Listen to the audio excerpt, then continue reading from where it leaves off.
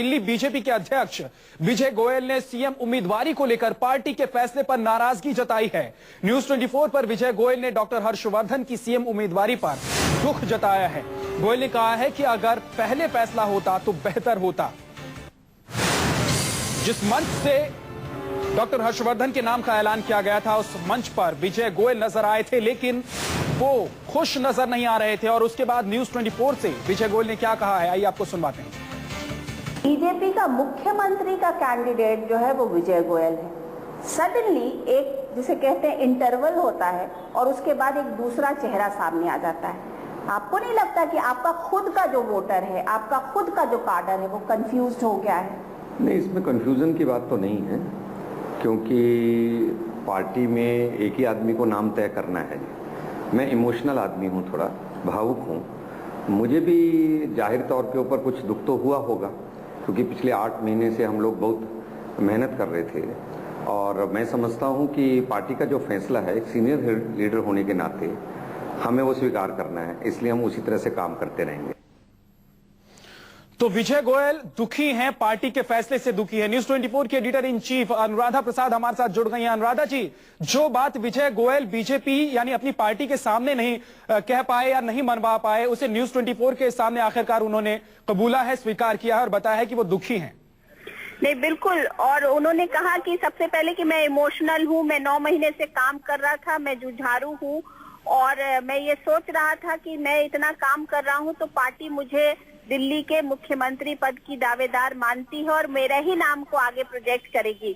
लेकिन उनको इस बात का उन्हें काफी विश्वास था, लेकिन इस बात का उन्हें एहसास नहीं था कि ऐन मौके पर उनके नाम को हटा करके डॉक्टर हर्षवर्धन का नाम लिया जाएगा। तो वो जाहिर सी बात है कि वो दुखी थे, लेकिन उन्होंने कहा कि मैं पिछले 38 साल से राजनीति में हूँ, इसलिए मुझे इस फैसले को अब स्वीकार करना है तो करना है।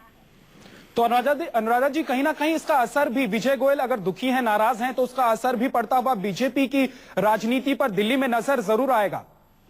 बिल्कुल, क्योंकि विजय गोयल यहाँ के एक बहुत सालों से उन्होंने दिल्ली के बीजेपी के साथ जुड़े हैं और ये बात आपको मानना पड़ेगा कि इतने साल से वो दिल्ली बीजेपी के साथ जुड़े हैं, लेकिन उनको पद जो है दिल्ली बीजेपी में पहली दफा मिला था। पिछले 9 महीने पहले उनको यहाँ का पार्टी का दिल्ली प्रदेश का अध्यक्ष बनाया गया था।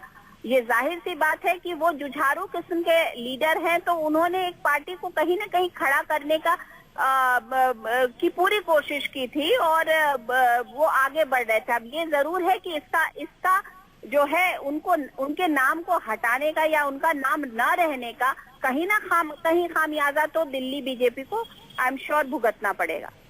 अनुराधा जी, बात ये कही जा रही थी कि आरएसएस के दबाव के बाद बीजेपी ने डॉक्टर हर्षवर्धन के नाम का ऐलान किया और उस वजह से अब पार्टी के भीतर की जो कलह है वो कहीं ना कहीं इस बयान के बाद जो विजय गोयल ने न्यूज 24 पर दिया है वो जग जाहिर हो गया है।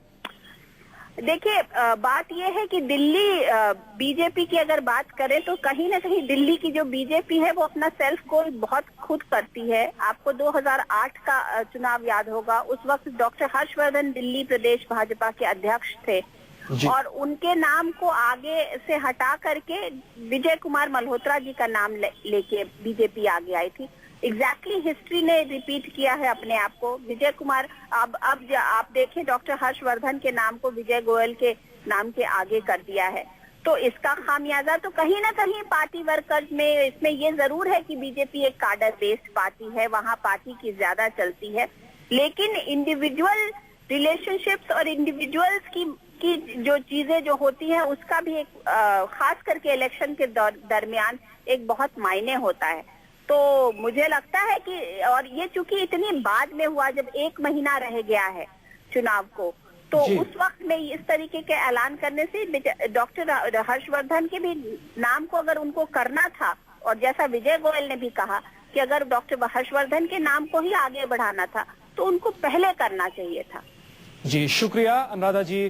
तो आपको बता दें कि विजय गोयल नाराज हैं, पार्टी के फैसले से नाराज हैं और विजय गोयल ने न्यूज 24 से कहा है कि पार्टी ने डॉक्टर हर्षवर्धन को जो मुख्यमंत्री का उम्मीदवार बनाया है, वो फैसला अगर पहले लिया गया होता, जो फैसला बाद में पार्टी ने लिया, वो फैसला अगर पहले लिया गया होता तो ज्यादा बेहतर होता। साथ ही उन्होंने ये भी कहा है कि वो पार्टी के फैसले से दुखी हैं, नाराज हैं। क्या कहा है, एक बार आपको फिर सुनवाते हैं। क्या अगर बीजेपी अच्छे अगले चुनाव में अच्छे मतों से जीत के अगर आती है तो क्या ये हो सकता है कि नेता के पद पर दोबारा से विचार किया जाए?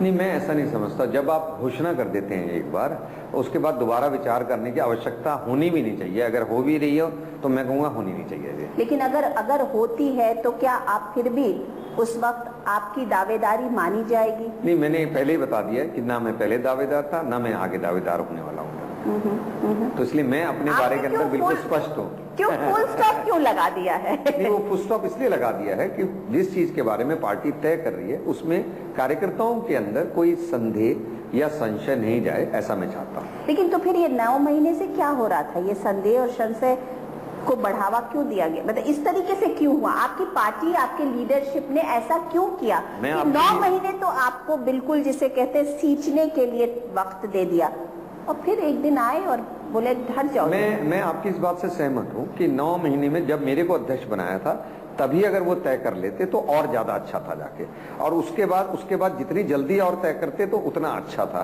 पर अब भी देर आए दुरुस्त आए, कुछ बिगड़ा नहीं है।